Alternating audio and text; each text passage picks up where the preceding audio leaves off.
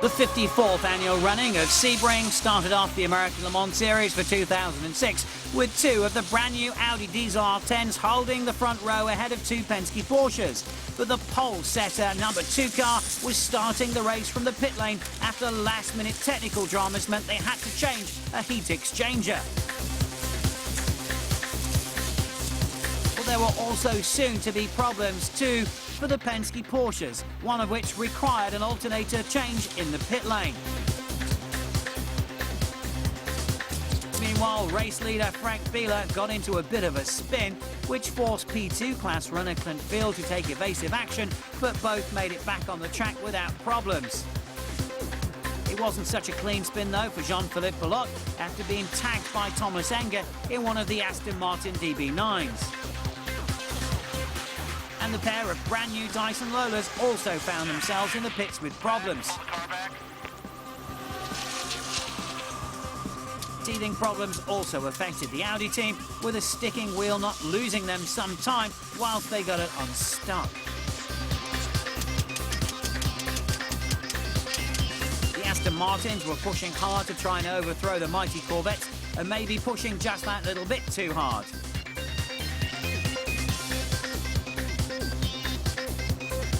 Problems continued to hit both of the Penske Porsches, but this time it was the end of the race for the number 7 car. And then later, the drive shaft gave up on the 6 car, making it a very disappointing day for the team, which had made such a strong debut at the last round of the previous season.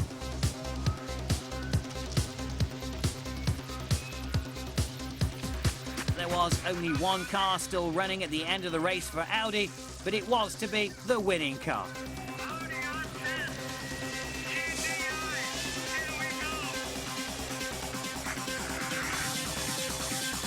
Debut win for the brand new Audi Diesel R10 and another stunning start to the American Le Mans season. Reigning P2 class champion Clint Field and the Intersport team survived to win the class that the Porsche Spiders couldn't. The Corvette team did get to win the GT1 class once again, followed by the 2 Aston Martins, and the Multimatic Penske team won GT2. So now we move on to round 2 and another debut for the American Le Mans Series, but this time it's a circuit that makes the debut rather than a car. This is Houston, Texas, and a purpose-built street circuit built around Reliant Park, where we'll be having an 8 p.m. start that will see the cars racing under floodlights.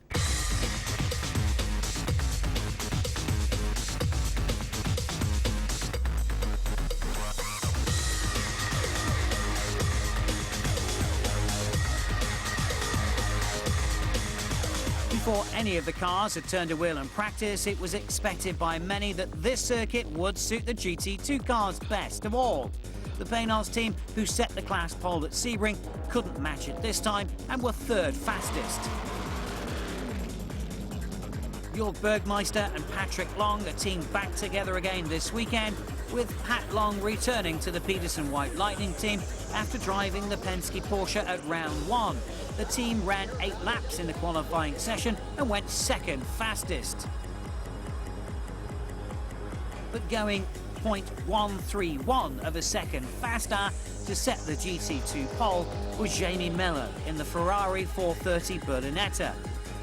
The Brazilian is teamed for this race with Mika Salo this weekend, whose past experiences with the team was with the Maserati, but the Ferrari was looking good here from the start. It was only recently that the entries for this and 2 other races for the Aston Martin racing team had been confirmed due to continually sourcing sponsorship. They have 2 cars here again, both of which have remained untouched in the USA since Sebring. The 007 car was the fastest of the DBR9s, which qualified 3rd and 4th in class. The CompuAir Corvette team had been running simulations from technical drawings in preparation for the Houston track and seemed to be pretty happy straight away with the setup on both of their cars. Both of the distinctive yellow C6s ran just 6 laps in qualifying, 4 less than the Aston Martins. The 4 car was just a fraction slower than the 3 car, with Ron Fellows the quickest overall in the GT1 class. This is, I think, a really neat test for the whole team. You know, I think we all enjoy the challenge of evaluating prior to getting here. You know, gather as much information as you can, and then just fire a setup at the car before first practice. And I tell you, based on the guys, the engineers and the crew guys, basically wandering around and predicting the engineering that we showed up with, the car was just awesome right out of the box, and that's just a testament to the crew. So this is a long-winded version of the story, but just really proud of all the guys and how we can show up at an unknown street circuit like this and have a car so close to it. And good fun. I love street circuits. This is a traditional, real point and squirt, bumpy, concrete walls everywhere. I like it. With just 4 cars in the P1 class at Houston, the Auticon team's Lola stands a very good chance of making it to the podium, and Chris McMurray posted a very credible qualifying time. Intersport were expecting a difficult time here in the P2 class. The winners of Sebring knew that they couldn't match the pace of their main rivals and were waiting for race day rather than grid position. Liz Halliday had her first shot at a qualifying session and finished it 3rd.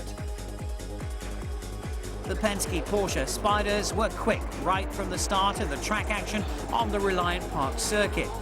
Sasha Masson put the 6th car second in P2, which was 3rd overall on the grid order, but his teammate Romain Dumas was quicker again and topping the P2 times and almost the overall times as well.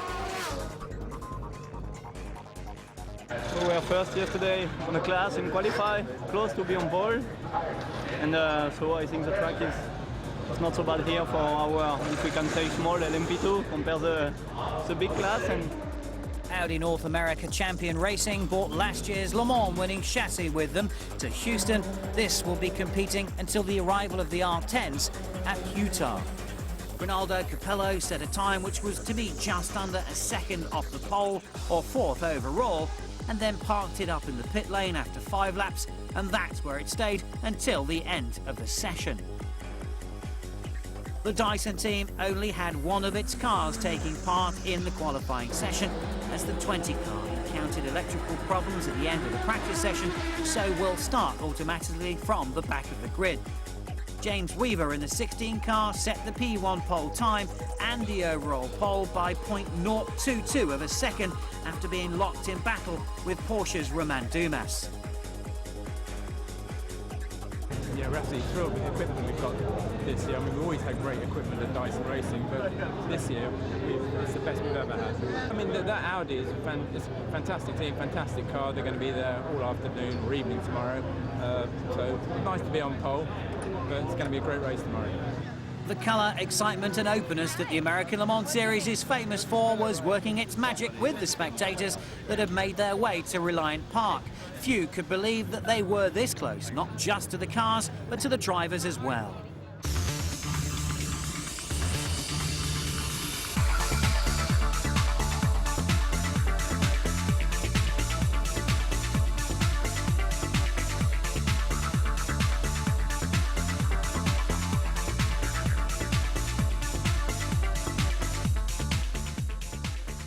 It's an 8 p.m. start for the first of the 2-hour 45-minute races of the year, and as the cars take up their places on the start and finish straight, the light was already beginning to fade, but the enormous floodlights that were suspended all around the circuit will keep it feeling light and bright for the whole duration. It is always a relaxed affair on the grid. For some, it's the first chance to chat amongst their fellow team members. The work is done, there's nothing to do, as the wait begins until the race starts. As the inaugural race here is being held on a Friday, the mid-evening start time was calculatingly set in order to allow as many people as possible to make it to the circuit after finishing work. And the tactic was working, with the stand steadily filling up as the minutes to the start time continued to tick away.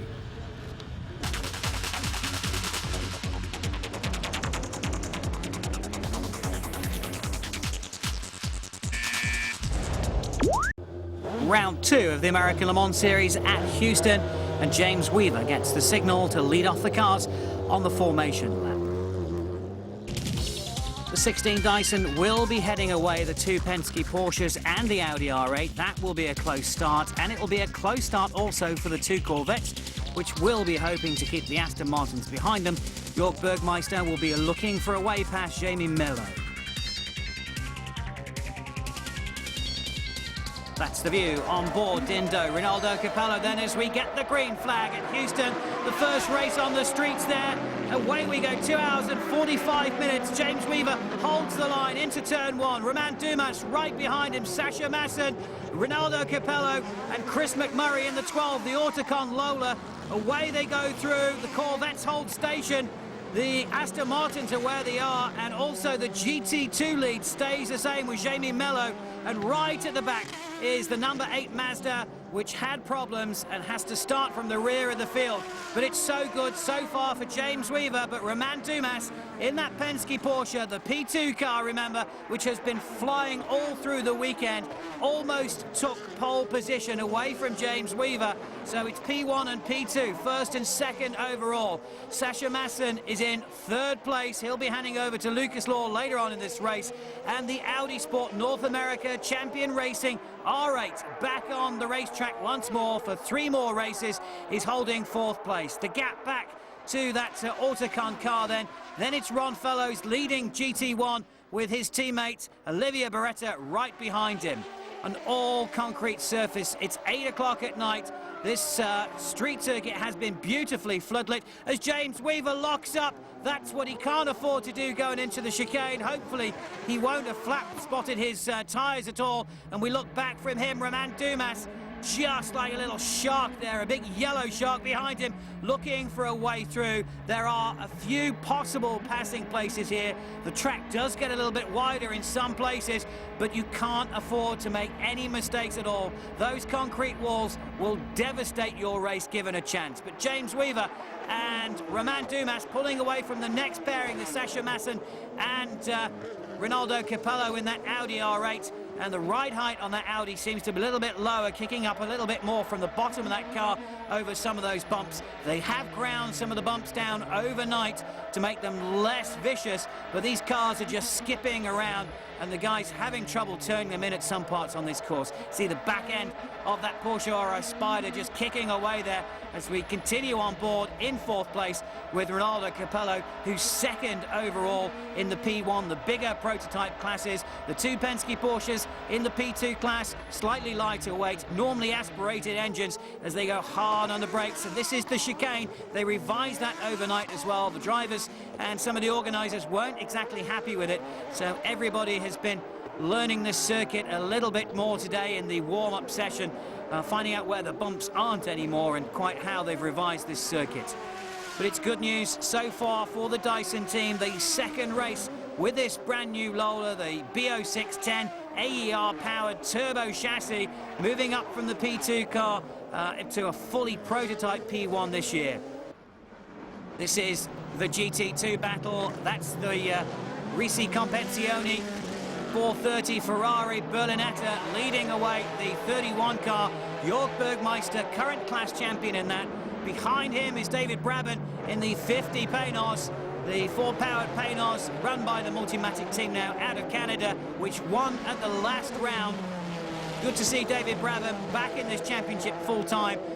Drove a few races last year for Aston Martin, and problems for the 51 Paynos. Tom Milner doing the opening stint in that car, and we believe a misfire is the problem that's brought it into the pit early, as Rinaldo Capello stays welded to the back of the Porsche, goes on the inside, and surely there was a little touch there. They must have been very close if not. And and Sasha Masson locks up in one of the widest parts of this circuit, and Rinaldo Capello is through. Sasha Masson certainly didn't seem to be having the pace of his teammate that's holding 2nd place. That has released the Italian now onto the attack, and we'll have to wait and see whether he can close up on the back of the leading pair now. Has lost quite a bit of track time, but there's still a long way to go in this race. Later he will be, and that's Sasha Masson in the pits, and obviously I would think flat spotted those tyres, so has come in, taken on fuel, new tyres on board, so that's going to throw his pit stop schedule a little bit awry now. We'll have to see how that pans out later in the race as the GT2 battle goes flying through. Jörg Bergmeister still behind Jimmy Mello, and the Porsche slots in between the Panos and the Flying Lizard Porsche. 45 Porsche, Johannes van Overbeek, currently in 4th in class at the moment, and actually hassling that Porsche. And problems continue for the 51 car. It did make it back onto the track. It's back in again, and disappointment for the team to have problems so early on this race. But this track has been so bumpy, it has been shaking parts of these cars loose, and this is the race leader catching traffic now, and James Weaver has got to keep his eyes firmly ahead. Always been pulped by that Porsche. The Porsche doesn't really know which way to go. On board with James Weaver, but Romain Dumas, who has really got the measure of this circuit, is right alongside James Weaver. It's going to be a battle of the fittest, and I think Dumas is going to get past. Dumas alongside, you can't see it from this shot, but James Weaver doing everything he can to try and stave off. Successfully, he's done it so far, but James Weaver versus the Penske Porsche of Romain Dumas as they head through the walls of Houston here, and he's done it. Romain Dumas goes through to take the lead of the round 2 of the American Le Mans Series at Houston, and James Weaver won't be too happy about that. Now we might get some indication of the speed of the Porsche, and also Ronaldo Capello is right up there with James Weaver.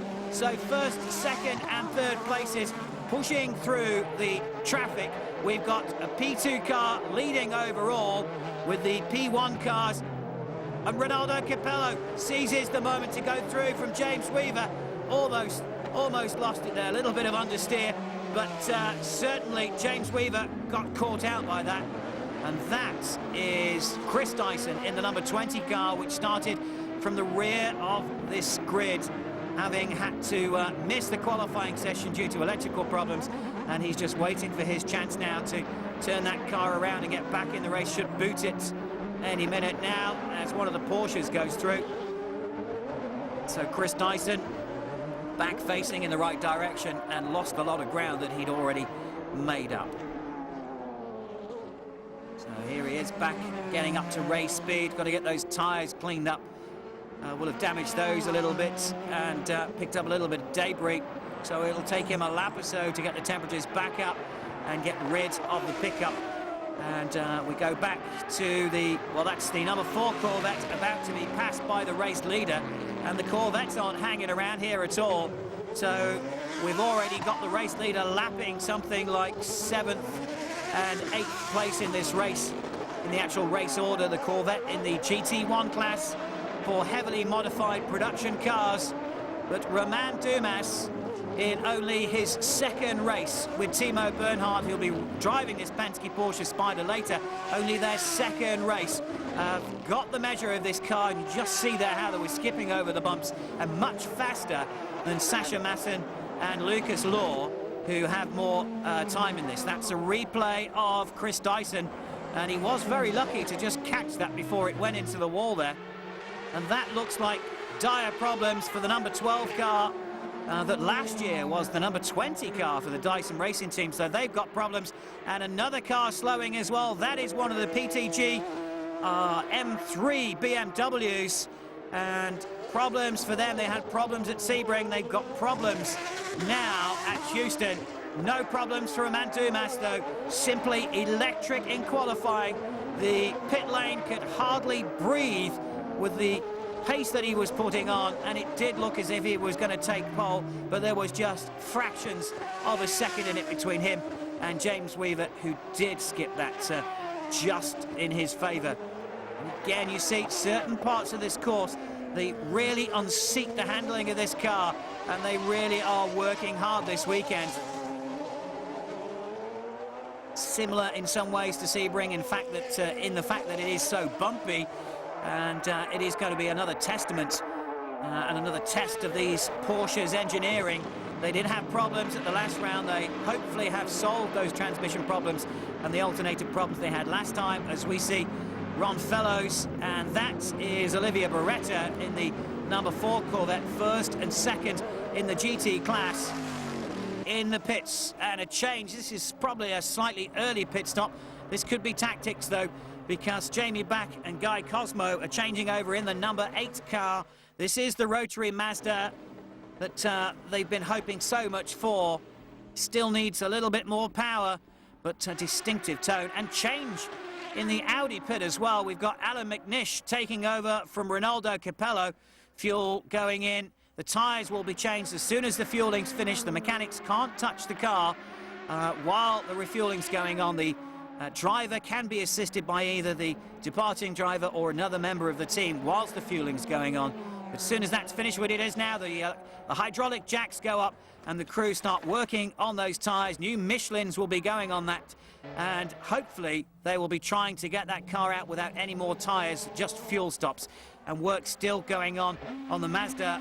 A lot of debris being taken out of the radiator ducts on these cars as well. A lot of the rubber that rolls off these tyres gets collected in the intakes, and they don't want that because obviously that can cause overheating. Alan McNish filtering through the chicane, and there is our GT2 leader, Jimmy Mello. Mike Rockenfeller still behind him.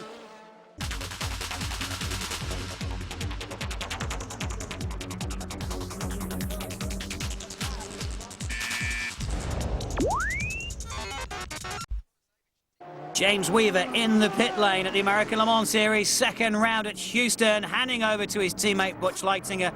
Fuel is going in and new tyres. So Butch Leitzinger being strapped very tightly in, 6-point harness belts we're talking there.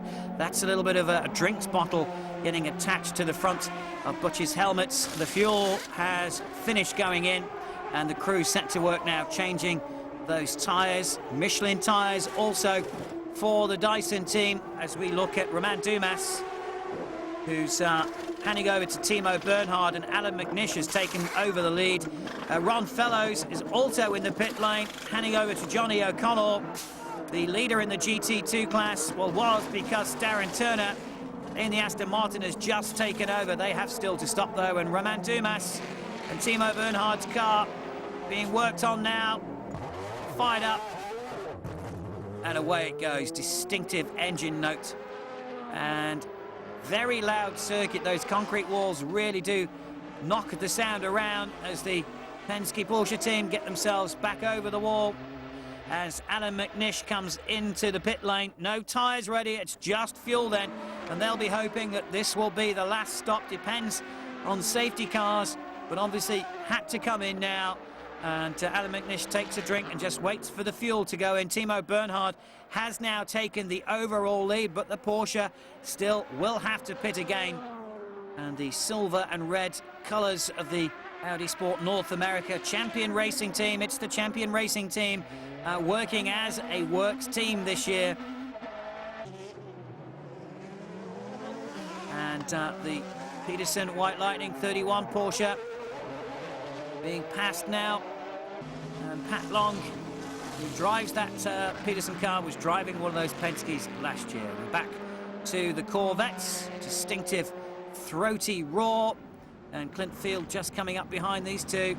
And it's the number 3 Corvette that leads. You can distinguish them by the red sunscreen over the top of the window on the number 3 Corvette, and also the yellow wing mirrors, where it's a black mirror colour and a black sunshade colour over the top of the number 4 car.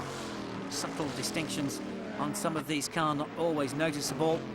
And you see the green lights shining on the side of these cars, number 1 and number 2. That's what they indicate the position in the class order. 2 lights, 2 green lights on the Corvettes. There's a third car with 3 lights on, and Aston Martin further back in that championship, but these two just being caught now by Clint Field. And in the background, I think, was Alan McNish in the Audi in the P1 class, and fighting for, of course, this race overall. Second place at the moment for them, and Clint Field pulling out to pass the number 4 Corvette, who makes room for him, just gets slightly offline. and through he goes at the chicane. And yes, that is Alan McNish just behind, and he won't want to lose any time from these guys at all. And Audi waiting to see how the pit stop strategy of the Porsche works out as well. And Alan McNish passed the Corvettes, and very soon we'll be looking to pass Clint Field as quickly as he can as well. Round we go, the main paddock just on the left-hand side of the picture there, just by Reliance Stadium. The Astrodome and Reliance Stadium itself is massive, big, what is basically a car park that's been converted, and they have done a terrific job as well as the 3 Corvette goes past the Flying Lizard Porsche, and the number 4 Corvette losing a bit of ground there with this traffic, but I'm sure it won't take long before he catches up again as we go on board with Alan McNish. Just has to correct that car then. It's got slightly offline because of the passing manoeuvre, but eyes firmly ahead and looking for the next challenge to him, which will be to get past that Corvette. Round 2, the American Le Mans Series at Houston, and 4th place in the GT1 class, Stefan Sarrazin in the 009 Aston Martin Racing DB9. Chasing ahead the 007 car, which is 3rd in class, and then it's these 2 Corvettes. 4 on the door is in 2nd place, and number 3, Johnny O'Connell, currently leading the class, but there's not much in it between these 2. And Johnny O'Connell flashing his lights as he comes up behind a slower car, and it's one of the Flying Lizard Porsches in the GT2 class, so through he goes. No problems there, it's the 44 car. Seth Nyman and Lonnie Pechnik, the 45 car. The team car to that, Johannes van Overbeek and Wolf Hensler further up the GT2 order. Completely dark sky now, but the floodlights over the top of this circuit are doing their job perfectly. And fans and drivers alike can see exactly what's going on down from the main pit straight. This is into turn 1, slight kink as they head into there. And around they go. The track gets a little bit wider here as they fire out and head towards the chicane. And also the exit from the pit lane, which has seen quite a lot of activity. No safety cars, which does come as something of a surprise. Into the pit lane comes Butch Leitzinger. We were expecting a couple of full course cautions, but so far that hasn't happened, and that will affect some of the pit fuel strategies for these cars, because they will be hoping for some caution periods where they would lose less fuel, and this doesn't look very good for Butch Leitzinger. This is a problem. Not a regular scheduled stop, but a problem. The rear bodywork about to be taken off that 16 Dyson, so not good for them at all, and they will be very disappointed that problems have hit this Lola. They made big advances with it at Sebring, felt a lot more confident this weekend as well, but problems affecting it now and disappointment in that team. Oh, and the 20 car's in as well. The 20 car not having a good weekend. Electrical problems hampered them in practice. There's James Weaver just getting over to talk to Butch Leitzinger. James didn't exactly have a trouble-free run himself, and maybe this is a resurgence of that earlier problem for him. But whatever, the team having to work on both of those cars, and Guy Smith and Butch Leitzinger in their cars and waiting to get back out on the track again as soon as they possibly can. We had a problem with a long brake pedal, and the right front tyre lost pressure and just bottoming too much and upset the wheel weight, so we backed up quite a bit, and then Butch had the same problem with the right front, and he wasn't satisfied with that, so he's now broken 5th and 6th gear. A little bit of humour from James Weaver then, but serious gearbox issues for the 20 and the 16 car, and that is Timo Bernhard taking on fuel, or has taken on fuel in fact, and now it looks like they're working in the battery compartment, so a problem emerging for the number 7 car, which was leading, but now Alan McNish has gone through and taken the lead of this race. So Alan McNish leading. Timo Bernhard has come out of the pit lane, and we think that's in 3rd place overall. So the Audis have the advantage. Now we have to see how this works out with the fuel between the Porsche and the Audi, and also how much time the Porsche has lost. Possibly the Audi would have to come into fuel again. That is Stefan Sarrazin, who's ran wide at turn 2. Still, I think, 4th in GT1. Put himself underway and going once more as we see Clint Field 3rd in the P2 class, but quite a long way behind the Porsches. He had his hand up coming into that turn and he's going very slowly. He's heading for the pit lane and this looks to be dramas now for the Intersport team, and Clint Field is making his way to his pit box.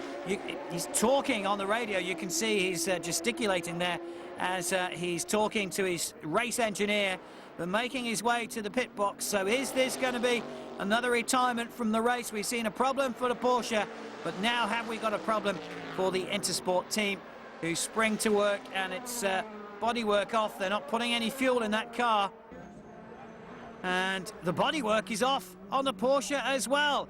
And Timo Bernhard has bought the 7 car in. The rear bodywork is off.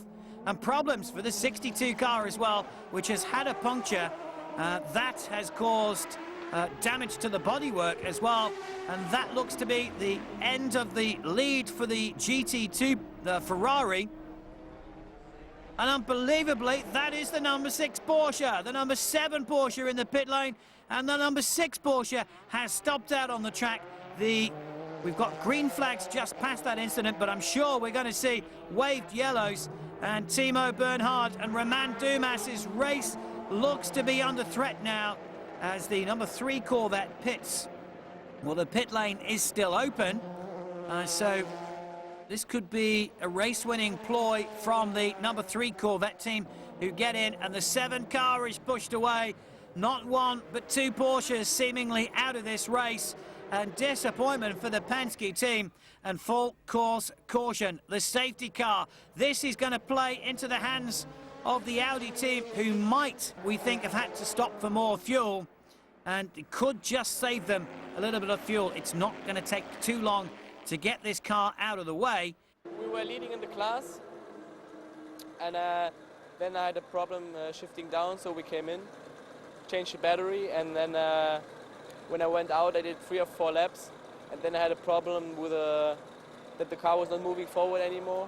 The engine was just revving up, so I had to come into the pits. Well, problems for Porsche, but the problems for Clint Field continue as well. And they got problems with the exhaust header, and also electrical problems too. And Clint Field, well, there's the green flag as they get away. The way it stands, the Porsches are still leading Clint Field in this race because of the amount of laps ahead they were. But if Clint Field can get back out on the track, he could catch up some of those time and maybe make up a position. And that is the Dyson that's just gone wide there. And Butch Leitzinger cut the chicane short, and we'll have to make sure that he hasn't got an advantage from that, otherwise he will be penalised.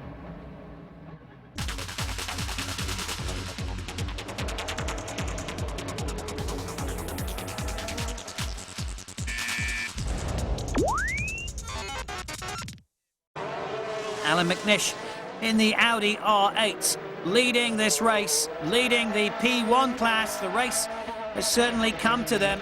And it's this kind of solid reliability from the R8 that has made it such a dependable car in the last 6 years or so. Clint Field is back out on the track. They've got that car going again, and now it is a question of time, laps and time. He needs to get as many laps in as short a time as possible, but that car is not at its best, so it's going to be touch and go. Possible, we think, to get up to 2nd place. Well, number 1 indicating light on that car because the others aren't running, but the way the time score, well, 2nd, yes, we click into 2nd now, so it starts to become apparent what's happening on that, but he has got to try and make up as much time as he can. He's 4 laps behind the P2 leader, and time is ticking. Ronaldo Capello, we saw just looking on from the pit lane there. Dindo Capello, as we know him affectionately. Alan McNish, though, pushing on. Going to see the white flag very soon that indicates 1 more lap of this Houston circuit, and it is going to be another Audi victory. Question mark over who is going to win the P2 class, though, it's going to be the Corvettes in GT1, and it's going to be the Alex Joe Porsche at the moment, we think, in the GT2 class. But there's the white flag, and one more lap to go. Clint Field's up to the lead. Clint Field has got the lead of P2. He's done enough, gets out of the way of the Audi, but I think he's still struggling with that car, with that 37 Intersport Lola, brand new car to them last year. But it's Alan McNish returning to the full-time American Le Mans Series this year, and Dindo Capello that are going to take this win. The first time they've raced on the Houston circuit. The series has raced in the past in Texas, but it's a brand new circuit for everyone, and it's another victory it's going to be for the Audi, and a second Audi victory with two different cars so far this year, and they'll be celebrating hard again tonight. The hard work and effort that the teams and all the teams have put in will be rewarded for those winners of the classes. Some will just be delighted to have finished this race. The rewards do vary around the paddock.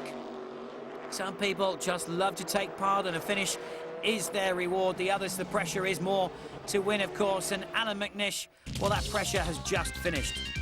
2 out of 2 for Audi now, with Dindo Capello and Alan McNish winning with two different cars. Clint Field and Liz Halliday win again despite the Porsches here. Olivia Beretta and Ollie Gavin also make it 2 out of 2 with the Ford Corvette. In GT2, the Alex Job team make it to the top step of the podium despite starting last. Another 143 race laps completed by an Audi R8, and that also makes win number 62 out of 78 races that they've started. Well, they weren't the fastest car at the start of this event, but that doesn't always matter in the race, as we have seen demonstrated here again this weekend.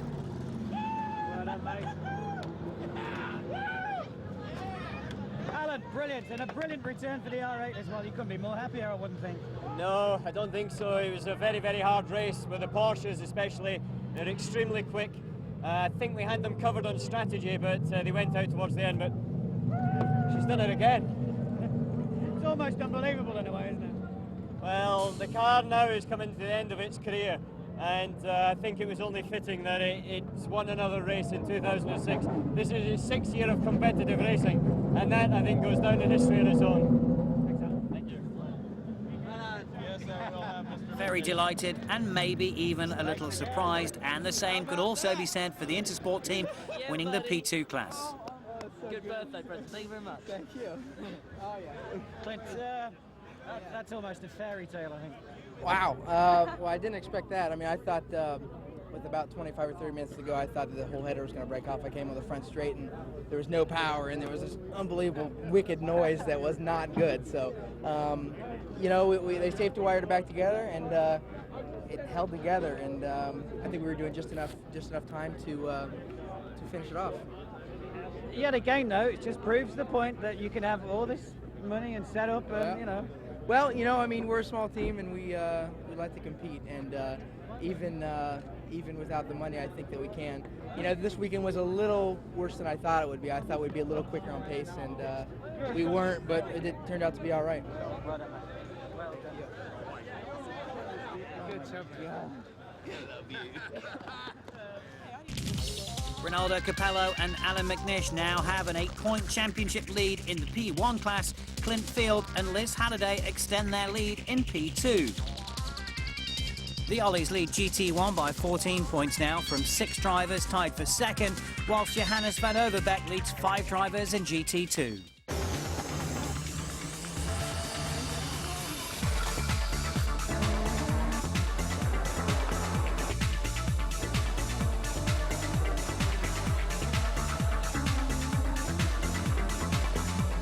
Sensational second round and a perfect debut for Houston in the American Le Mans Series. There are just 9 days to wait now until the third round gets the starter signal at Mid-Ohio.